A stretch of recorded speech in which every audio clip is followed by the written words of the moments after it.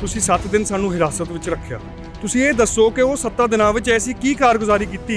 ਇਹ ਚਾਹੁੰਦੇ ਨਹੀਂ ਕਿ ਅਸੀਂ ਜਾ ਕੇ ਆਪਣੀ ਕਨਸਟੀਟੂਐਂਸੀ ਵਿੱਚ ਮੇਰੇ ਫਾਦਰ ਆਪਣਾ ਪ੍ਰਚਾਰ ਕਰ ਸਕਣ। ਇਹ ਪੋਲੀਟੀਕਲ ਵੈਂਡੇਟਾ ਹੈ, ਬਦਲਾਖੋਰੀ ਹੈ। ਇੱਕ ਇਨਸਾਨ ਨੂੰ ਜੇਲ੍ਹ ਵਿੱਚ ਬੰਦ ਕਰ ਸਕਦੇ ਹੋ, ਸੋਚ ਨਹੀਂ ਬੰਦ ਕਰ ਸਕਦੇ। ਪਰ ਇਹ ਸਾਰੇ ਲੋਕਾਂ ਦਾ ਇੱਥੇ ਆਣਾ ਇਹ ਸਬੂਤ ਹੈ ਕਿ ਸਰਦਾਰ ਸੁਖਪਾਲ ਸਿੰਘ ਖਹਿਰਾ ਨੇ ਲੋਕਾਂ ਦੀ ਲੜਾਈ ਲੜੀ। ਜਦ ਤੁਸੀਂ ਲੋਕਾਂ ਦੀ ਲੜਾਈ ਲੜਦੇ ਹੋ, ਤੁਹਾਨੂੰ ਇਸ ਸਿਸਟਮ ਵਿੱਚ, ਇਸ ਦੇਸ਼ ਵਿੱਚ ਹੈ ਤਾਂ ਅਫਸੋਸ ਵਾਲੀ ਗੱਲ, ਤੁਹਾਨੂੰ ਹਰਜਾਨਾ ਭਰਨਾ ਪੈਂਦਾ।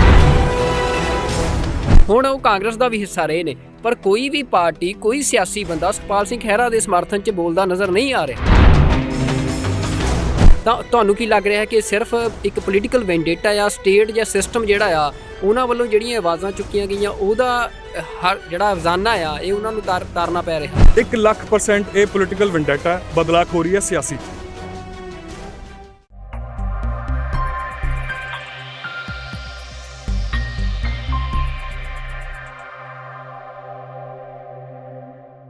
ਸਾਡੇ ਨਾਲ ਸੁਖਪਾਲ ਸਿੰਘ ਖਹਿਰਾ ਦੇ ਸਪੁੱਤਰ ਮਹਿਤਾਬ ਸਿੰਘ ਖਹਿਰਾ ਜਿਹੜੇ ਮੌਜੂਦ ਨੇ।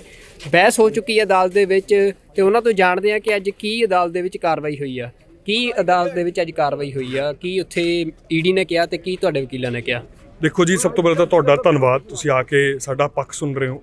ਦੇਖੋ, ਲੋਕਾਂ ਤੱਕ ਸੱਚ ਜਾਣਾ ਬਹੁਤ ਜ਼ਰੂਰੀ ਹੈ।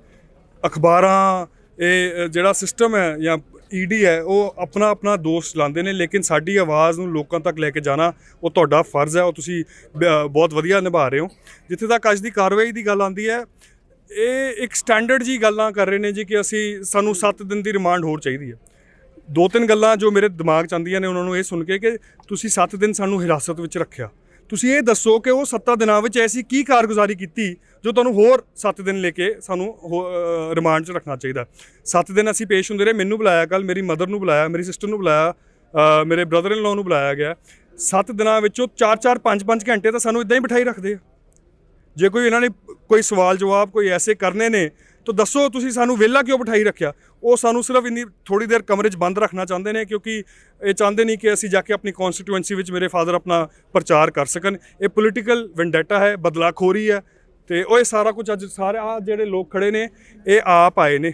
ਇਹ ਤੁਸੀਂ ਇੱਕ ਇਨਸਾਨ ਨੂੰ ਜੇਲ੍ਹ ਵਿੱਚ ਬੰਦ ਕਰ ਸਕਦੇ ਹੋ, ਸੋਚ ਨਹੀਂ ਬੰਦ ਕਰ ਸਕਦੇ। ਠੀਕ ਹੈ, ਤੁਸੀਂ ਅੱਜ ਸਾਡੇ ਨਾਲ ਧੱਕਾ ਕਰ ਰਹੇ ਹੋ, ਜ਼ਬਰ ਕਰ ਰਹੇ ਹੋ, ਪਰ ਇਹ ਸਾਰੇ ਲੋਕਾਂ ਦਾ ਇੱਥੇ ਆਣਾ ਇਹ ਸਬੂਤ ਹੈ ਕਿ ਸਰਦਾਰ ਸੁਖਪਾਲ ਸਿੰਘ ਖਹਿਰਾ ਨੇ ਲੋਕਾਂ ਦੀ ਲੜਾਈ ਲੜੀ ਹੈ। ਜਦ ਤੁਸੀਂ ਲੋਕਾਂ ਦੀ ਲੜਾਈ ਲੜਦੇ ਹੋ, ਤੁਹਾਨੂੰ ਇਸ ਸਿਸਟਮ ਵਿੱਚ, ਇਸ ਦੇਸ਼ ਵਿੱਚ ਹੈ ਤਾਂ ਅਫਸੋਸ ਵਾਲੀ ਗੱਲ, ਤੁਹਾਨੂੰ ਹਰਜਾਨਾ ਭਰਨਾ ਪੈਂਦਾ। ਸੁਖਪਾਲ ਸਿੰਘ ਖਹਿਰਾ ਕਈ ਵਾਰ ਵਿਧਾਇਕ ਰਹੇ ਨੇ, ਇੱਕ ਵੱਡੇ ਆਗੂ ਨੇ ਪੰਜਾਬ ਦੇ।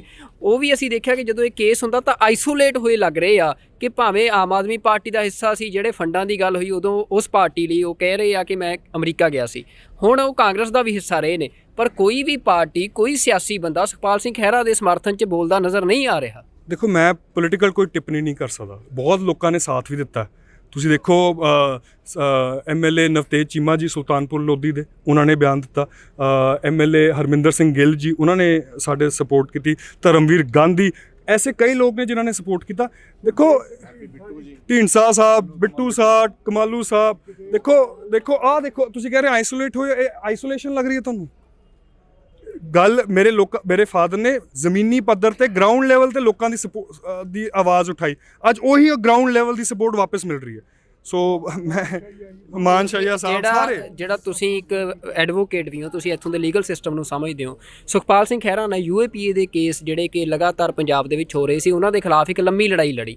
ਤਾਂ ਤੁਹਾਨੂੰ ਕੀ ਲੱਗ ਰਿਹਾ ਕਿ ਸਿਰਫ ਇੱਕ ਪੋਲੀਟੀਕਲ ਵੈਂਡੇਟਾ ਆ, ਸਟੇਟ ਜਾਂ ਸਿਸਟਮ ਜਿਹੜਾ ਆ ਉਹਨਾਂ ਵੱਲੋਂ ਜਿਹੜੀਆਂ ਆਵਾਜ਼ਾਂ ਚੁੱਕੀਆਂ ਗਈਆਂ ਉਹਦਾ ਜਿਹੜਾ ਰੋਜ਼ਾਨਾ ਆ ਇਹ ਉਹਨਾਂ ਨੂੰ ਤਾਰਨਾ ਪੈ ਰਿਹਾ? ਸਰ, ਇੱਕ ਹੁੰਦਾ ਨਾ 100%, 1,00,000% ਇਹ ਪੋਲੀਟੀਕਲ ਵੈਂਡੇਟਾ, ਬਦਲਾਖੋਰੀ ਹੈ ਸਿਆਸੀ। ਯੂਆਪਾ ਦੀ ਗੱਲ ਕਰ ਰਹੇ ਹੋ, ਇੱਥੇ ਇੱਕ ਆਏ ਨੇ, ਹੁਣ ਮੈਨੂੰ ਦਿਖ ਨਹੀਂ ਰਹੇ, ਜੋਗਿੰਦਰ ਸਿੰਘ ਗੁੱਜਰ ਸਾਡੇ ਹਲਕੇ ਤੋਂ। ਉਹਨਾਂ ਨੂੰ ਯੂਆਪਾ ਦੇ ਕਾਲੇ ਕਾਨੂੰਨ ਦੀ ਗੱਲ ਆਪਾਂ ਕਰਦੇ ਹਾਂ। ਕੋਰਟਾਂ ਕਚਹਿਰੀਆਂ ਦਾ ਸਿਸਟਮ ਮੈਨੂੰ ਪਤਾ, ਮੇਰੇ ਨਾਲ ਵਕੀਲ ਖੜੇ ਨੇ, ਸਾਰੇ ਜਾਣਦੇ ਨੇ ਕਿ ਜਦ ਕੋਈ ਗ੍ਰਿਫਤਾਰੀ ਹੁੰਦੀ ਹੈ 24 ਘੰਟੇ ਦੇ ਅੰਦਰ ਅੰਦਰ ਪੇਸ਼ ਕੀਤਾ ਜਾਣਾ। ਯੂਆਪਾ ਵਰਗੇ ਕਾਲੇ ਕਾਨੂੰਨ ਵਿੱਚ ਸ਼ਾਇਦ ਕਈ 6-6, 8-8 ਮਹੀਨੇ। ਆਹ ਦੇਖੋ, ਤੁਸੀਂ ਕਹਿ ਰਹੇ ਨਾ ਆਈਸੋਲੇਸ਼ਨ, ਮੇਰੇ ਫਾਦਰ ਨੇ ਇਹਨਾਂ ਦੀ ਲੜਾਈ ਲੜੀ। ਅੱਗੇ ਆਓ, ਇਹ ਸਬੂਤ ਹੈ। ਕੋਰਟਾਂ ਕਚਹਿਰੀਆਂ ਵਿੱਚ ਸਬੂਤ ਦੇਣੇ ਪੈਂਦੇ, ਐਵੀਡੈਂਸ ਦੇਣੇ ਪੈਂਦੇ। ਮੇਰੇ ਫਾਦਰ ਦੀ ਸੱਚ ਦੀ ਲੜਾਈ ਦਾ ਸਬੂਤ ਆਹ ਖੜੇ ਨੇ।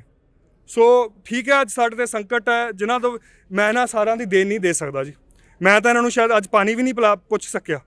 ਪਰ ਜੋ ਇਹਨਾਂ ਨੇ ਆ ਕੇ ਮੇਰਾ ਸਾਥ ਦਿੱਤਾ, ਮੇਰੇ ਫਾਦਰ ਦਾ ਸਾਥ ਦਿੱਤਾ, ਮੇਰਾ ਇਹਨਾਂ ਦਾ ਕੱਲਾ ਚੱਲਿਆ ਕਦਮ ਮੇਰੇ ਸਿਰ ਮੱਥੇ ਤੇ, ਔਰ ਮੈਂ ਇਹਨਾਂ ਦੀ ਕਦੀ ਦੇਣ ਨਹੀਂ ਦੇ ਪਾਊਂਗਾ। ਮਹਿਤਾਬ ਸਿੰਘ ਜੀ, ਆਖਰੀ ਸਵਾਲ, ਤੁਸੀਂ ਆਪਣੇ ਹਲਕੇ 'ਚ ਐਕਟਿਵ ਹੋ ਗਏ ਹੋ, ਪਿਤਾ ਦੀ ਗ੍ਰਿਫਤਾਰੀ ਤੋਂ ਬਾਅਦ ਇਹ ਕਿਹਾ ਜਾ ਰਿਹਾ ਕਿ ਤੁਸੀਂ ਮੋਰਚਾ ਸੰਭਾਲ ਲਿਆ, ਜਿਹੜਾ ਬਾਪੂ ਦੀ ਵਿਰਾਸਤ ਆ ਉਹਨੂੰ ਸੰਭਾਲ ਲਿਆ, ਅੱਗੇ ਹੁਣ ਜਿਹੜਾ ਤੁਹਾਡਾ ਵਕਾਲਤ ਦਾ ਕੈਰੀਅਰ ਆ ਉਹ ਤੋਂ ਬਾਅਦ ਹੁਣ ਛਾਲ ਮਾਰੋਗੇ ਪੋਲੀਟੀਕਲ ਕੈਰੀਅਰ ਵੱਲ? ਨਹੀਂ ਜੀ, ਐਸੀ ਕੋਈ ਗੱਲ ਨਹੀਂ ਹੈ।